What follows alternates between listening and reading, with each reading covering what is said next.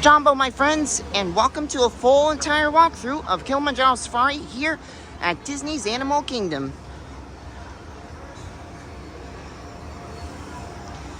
So Animal Kingdom, Kilimanjaro Safari is a very fun bus ride through the safaris where you will see a lot of wild and amazing animals.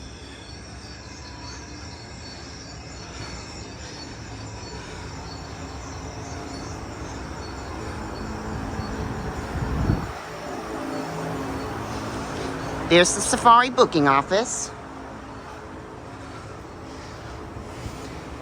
Your journey will be aboard Simba 1.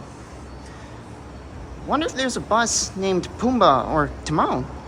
That would be nice. Excuse me.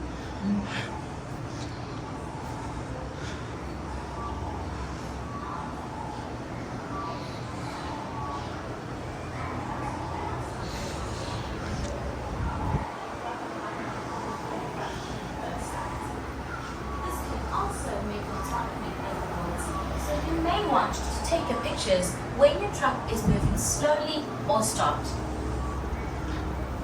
Better yet, try to enjoy your safari with your own eyes and with the family and friends who are on the safari with you. As you cross by the stop near the reserve, you may notice the sun power more than adventurous yet exploring.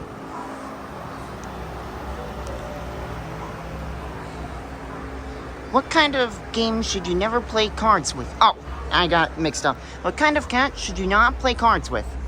A cheetah. Sorry about that. My words got mixed up again. It happens sometimes. Oh. Spotted some animal tracks. Over there would be stroller parking and the Gorilla Falls Trail.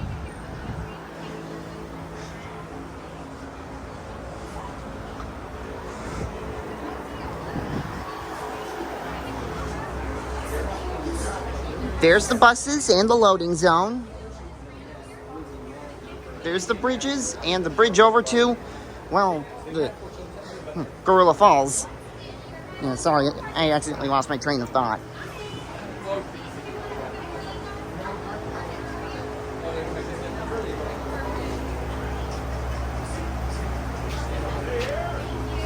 Right here.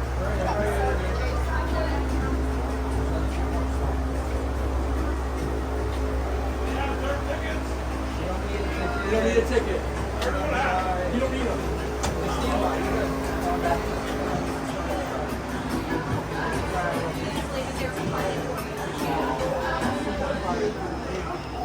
Jumbo everyone, we are almost ready to board you on our safari vehicle. I wanted to make certain I told you about our loading procedures. Before you actually enter the loading area, please locate the nearest trash bin and discard any unfinished food or drinks. If someone in your party is traveling with a mobility device, please line up behind that person, allowing them to lead you through the gate at the end of the ride immediately in front of you. As you approach the loading area, All right, everyone, the adventure is about to begin.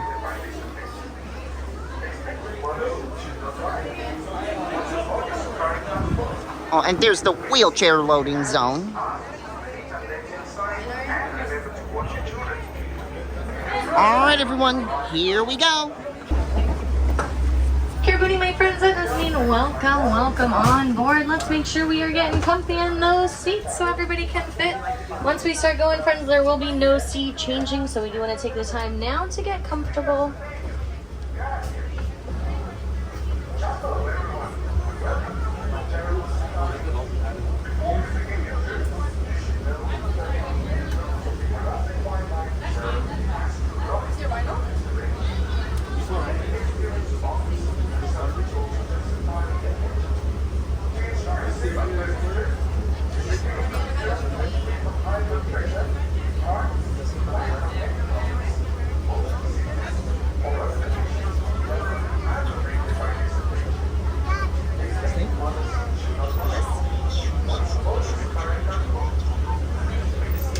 Now, my friends, if we happen to be sitting on the right side there, please watch your hands, arms, feet, and legs because those doors are going to slide closed.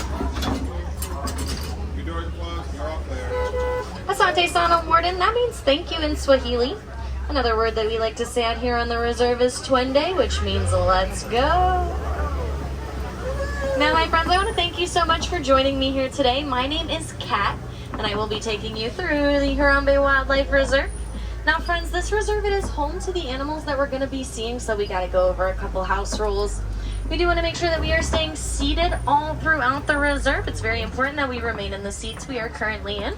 We are also going to want to keep our hands, arms, feet, and legs inside of the truck at all times. Now, my friends, we're going to start off our adventure in the Little Atari Forest. Forest animals are very good at camouflage, so we are going to want to keep our eyes wide open so we can try to see some.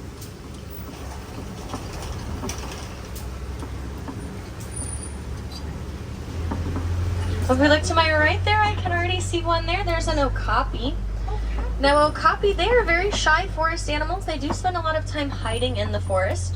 Because of that, we're not entirely sure just how many there are in the world, but one thing we do know, that okapi is going to be the closest living relative to a giraffe. Just like a giraffe, they're going to have a prehensile tongue. Prehensile means finger-like.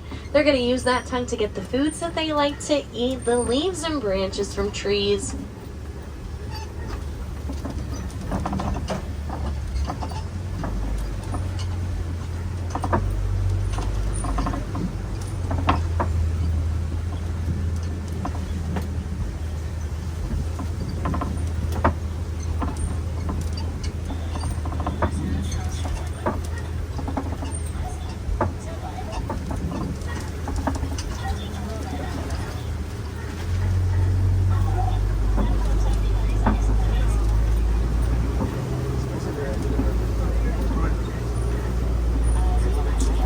Friends, I think I see some more animals up ahead.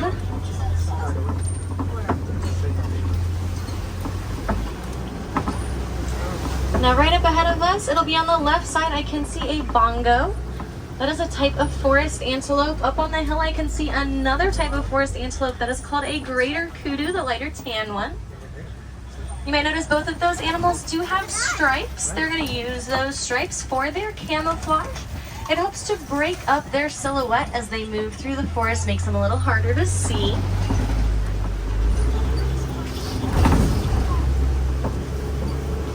Now, my friends, as we come around this way here, we will be entering the Safi River. So we are going to want to keep a close eye in the water. Now, I will let you know, my friends, there are going to be a few times in the Safi River where we're going to have the urge to stand up and get a better look. But I do want to remind us that we will need to stay seated.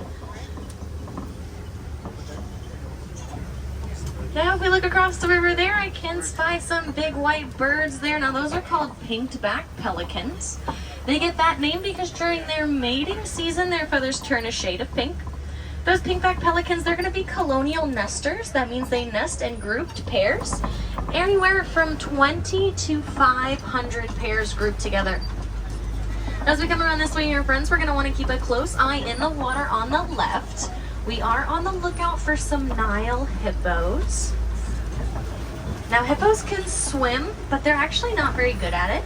They would much rather just run along the bottom of the riverbed floor, and since hippos can hold their breath for up to 8 minutes long, that does make hanging out at the bottom of the river pretty easy for them.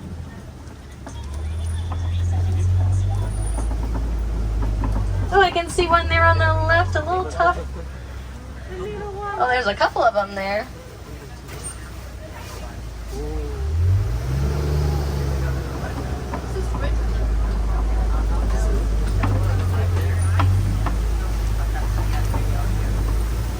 Oh, now also on my left here, friends, I can see some Nile crocodiles. Now those Nile crocodiles are going to have one of the most powerful bite forces in the animal kingdom.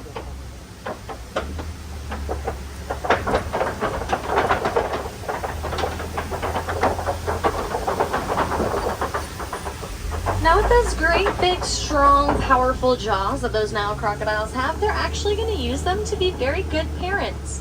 When they can sense that their eggs are going to start hatching, They're going to put those eggs into their mouths, toss them around very gently to help their babies hatch out.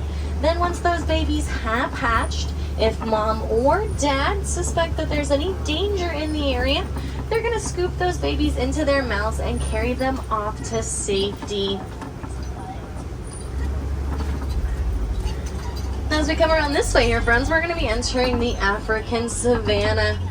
Now, the African savanna, it is home to some of Africa's most famous and iconic animals, the ones that we all know and love. I think I can already see some. Each and every one of these animals is going to play their own unique role in maintaining this beautiful habitat that we see. You're going to have animals like giraffes. Giraffes will use their long necks to reach up tall, eat the leaves and trees off of branches. Eat the leaves and branches off of the trees, my bad. They're going to keep the trees clean. You're going to have some grazing animals like wildebeest and antelope. They're going to work very hard to keep the grass down. My friends, even the predators are important out here because they will make sure that there aren't too many animals eating too many plants. Now off in the distance there, I can see a giraffe that looks like maybe it's got the zoomies. But a little bit closer to us, friends, here I can see some zebras. Now these are Hartman's mountain zebras. Like that name does suggest, they like to spend their time at the base of mountains. Because of that, they're going to have slightly more pointed hooves as opposed to the round ones that we're used to seeing. Those do allow them to navigate their terrain. Now I know we can see that cute little baby zebra there. Now she is actually going to be able to recognize and memorize the striped pattern of her mom. It looks like we got another zebra coming up. Now those babies are actually going to be able to recognize their moms by their stripe pattern alone.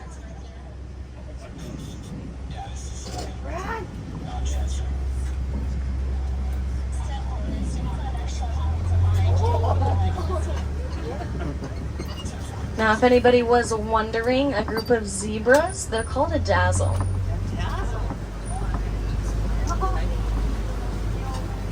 And now if we look on the left side there, we can see a hyena, one of my favorites, a spotted hyena. Now I like the hyenas because they are all about girl power. It is the females who are dominant in the hyena packs. The least dominant female is still going to be more dominant than the most dominant male. So even a female that was born yesterday will still be more dominant than the oldest male in the group. And we have another zebra crossing our path. I think this is maybe the mom of the one that had the zoomies earlier.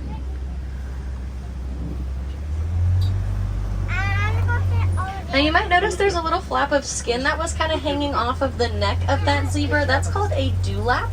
They're actually going to use that to help regulate their body temperature. They can release heat through it so that they stay cool when it gets a little hotter. Now on the left side here we have some Ankoli cattle. They are also going to have a cool trick for keeping cool. In those great big horns that you see, they actually have some blood vessels.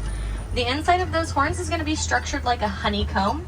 And throughout that honeycomb-like structure will be the blood vessels that are going to allow the Ankoli cattle to release heat so they can regulate their body temperature and keep cool. So both males and females will have horns, and they are quite important. Now locally in Africa, those Ankoli cattle, they are actually seen as a symbol of wealth, so they are not used for eating.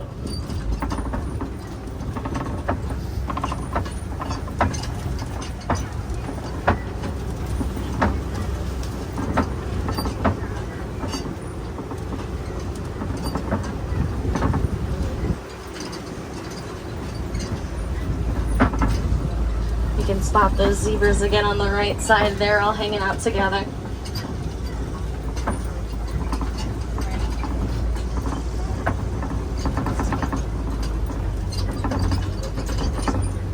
Now as we come around this way, friends, off in the distance on the right, I can see a few more animals. I can see some wildebeest, those taller gray animals, and then a little bit closer to us I can see some springbok, the small tan and white antelope.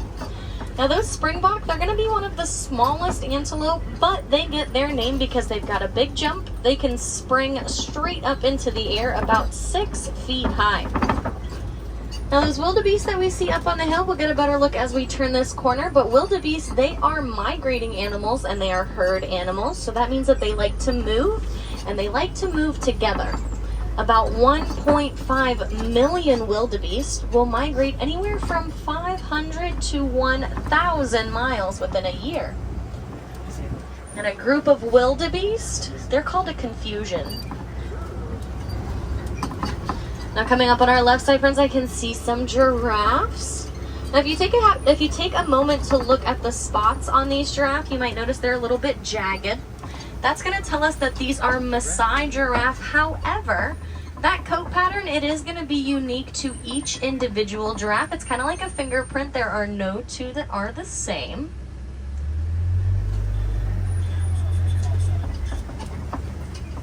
Now we all know that giraffes are pretty tall. They can get anywhere from 18 to 20 feet tall. But a fun thing about those giraffes, they're actually going to have the same number of vertebrae in their necks as we have in ours. We have 7 cervical vertebrae. They also have 7 cervical vertebrae, but theirs are a little bit bigger than ours. And a group of giraffes, they're called a tower.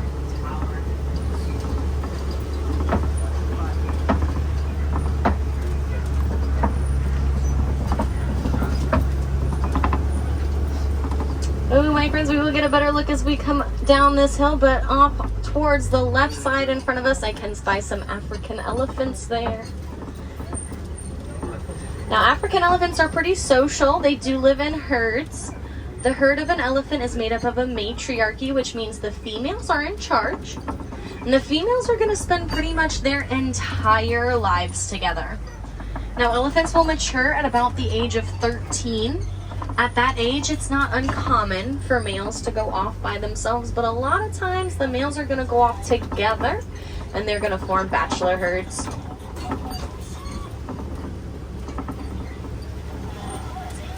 If we look over our left shoulder there, we can spot one of those elephants.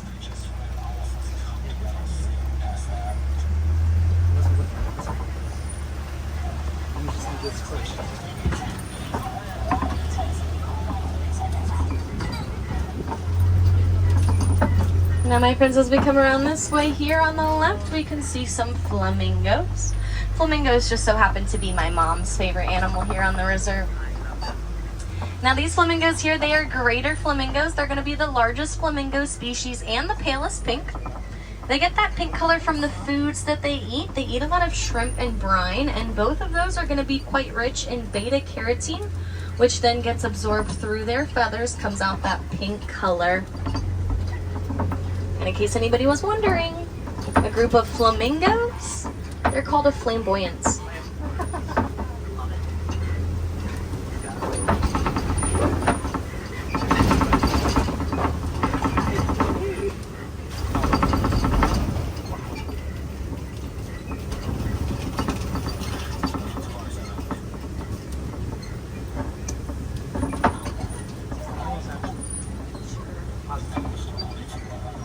My friends, it looks like we might possibly be holding for just a minute. As I mentioned on the way in, this reserve, it is home to these animals. And sometimes they decide that they want to stand in the middle of the road, and we kind of just gotta go with it. You'd be surprised. Now, I myself am someone who is quite easily bribed with food, but surprisingly, these animals, it's not always the case.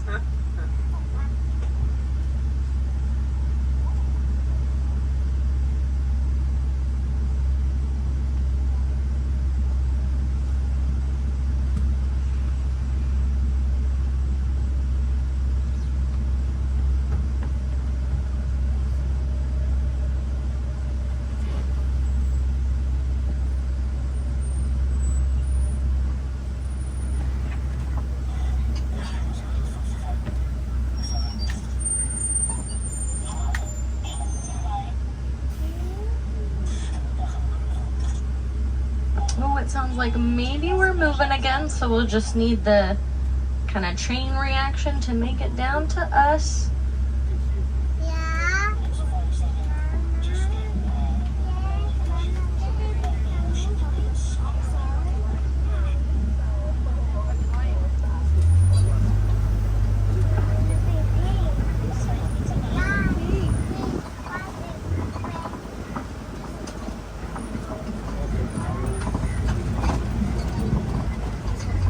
My friends, on the left there, you might notice that there is a great big mud pit there. There are animals in the savannah who like to wallow in the mud. They use it to protect their skin, both as a sunscreen and an insect repellent. Now as we come this way here, friends, we're going to want to keep a close eye up on the left side.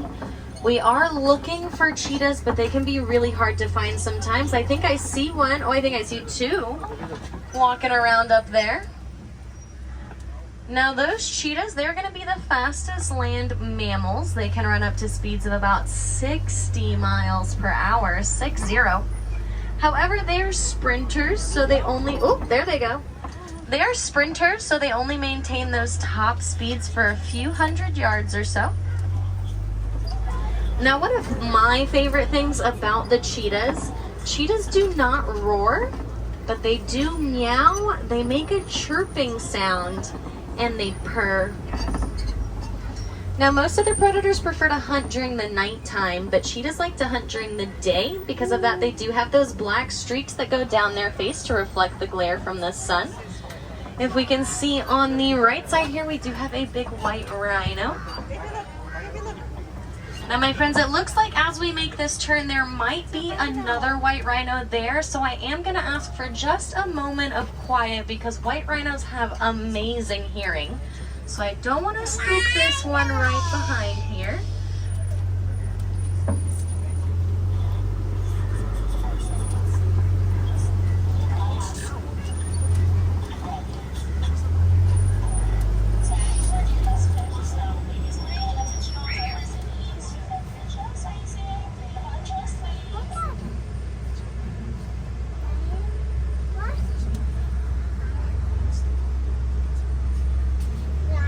Now, my friends, the white rhinos, they are pretty social. They do like to spend time together. A group of rhinos is called a crash.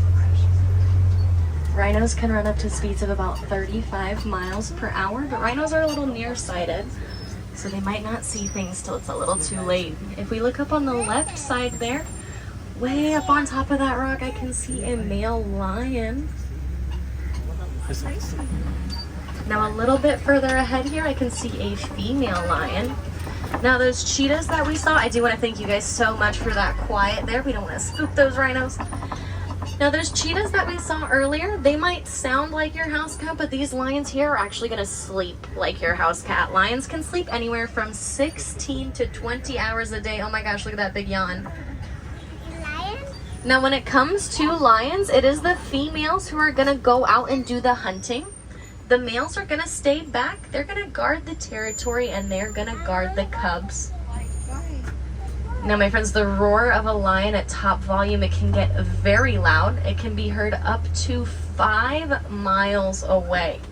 Now, to put that in perspective, that's going to be about the same distance as where we are now, all the way over to the entrance of Epcot.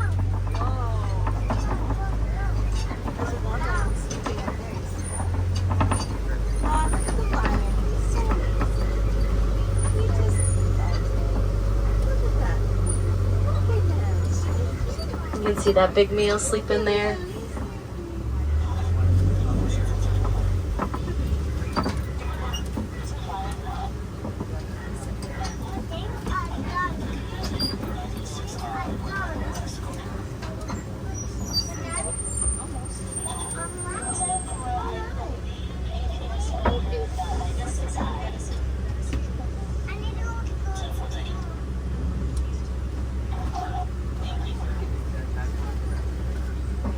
My friends, it looks like there's another white rhino up ahead.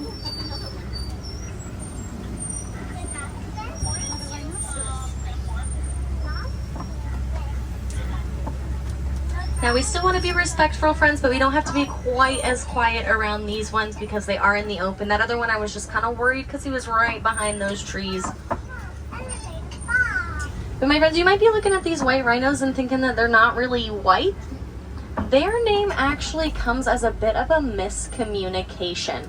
See, the Afrikaans word for wide, that word is weit. And when the English came over, that's what they thought was being said. And the term white rhino kind of just stuck, but as we come by, if you're able to get a look at those mouths that they have, you will notice that they are very wide, which is where that comes from.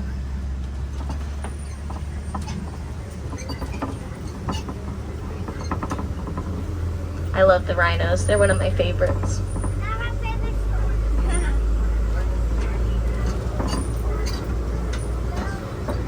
Now, my friends, it looks like we may have just missed the ostrich. Sometimes they go in a little bit early for their evening nap, for their bedtime. But if we look over to the right there, I can see some ostrich eggs there.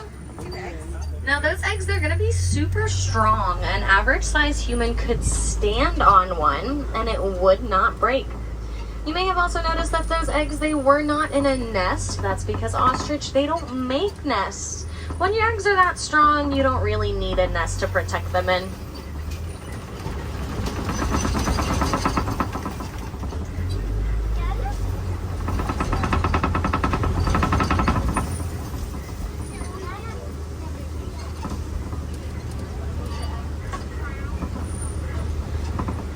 Now, my friends, as we come around this way, I'm going to draw your attention to that yellow triangular structure in the middle there.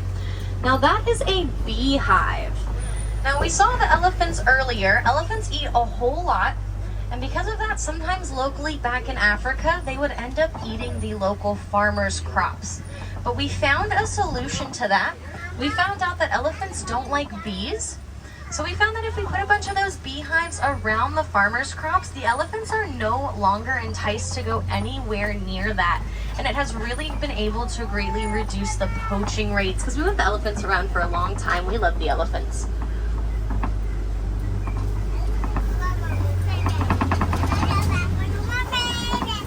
Now, my friends, every decision that we make, it can be a decision in the right direction for conservation. Just by having you guys join me here today, that is a huge step forward, because we're getting a chance to learn about these animals, and we're learning some facts that we can take home to share with our friends and family and keep that conservation conversation going. So I do want to thank you guys so much for joining me today. Another great thing that we can do that I think most people relate to, I would be willing to bet most of us on this truck, maybe even all of us on this truck, we have cell phones. I saw us taking pictures of those rhinos. Maybe back at home we have iPads or laptops. Well, all of those rechargeable electronic devices that we have, inside of them, there's a mineral called coltan. Now, coltan, it is harvested from the African savanna, and the harvesting of that mineral can do some damage to the habitat that these animals live in. But I've got some good news for you, my friends. We do not have to give up our cell phones anytime soon, because coltan does not go bad and it can be recycled. So next time that your phone isn't charging so well and you gotta swap it for a new one, or maybe the latest iPhone is just dropped and you have to have it, that's okay, because you can take your old electronic device to any electronic device store, which you're probably already gonna be at if you're getting a new phone, and they're gonna do the hard work and they are gonna recycle it for you. Now, my friends, just because our safari is coming to an end and the day is winding down, I do want to let you know that there are still plenty more ways that we can get a look at some of these animals. If anybody on board happens to have Disney Plus, or if you're staying at one of the resorts, Disney Plus is provided to you there. We do have a program called The Magic of Disney's Animal Kingdom. Now, that's going to give you a more up-close and personal look at some of the animals we saw here today, so I do very much recommend checking that out. Now, my friends, here in Harambe, we don't like to say goodbye because that's just too final, and we're hoping you're going to come visit us real soon, so we say Kwaherini, which means to go well. Now, if you're sitting on the right side there, friends, please watch your hands, arms, feet, and legs, so those doors will slide open. Now, Kwaherini, my friends, thank you. Go well, go make a difference out there. Have a wonderful rest of your day exploring.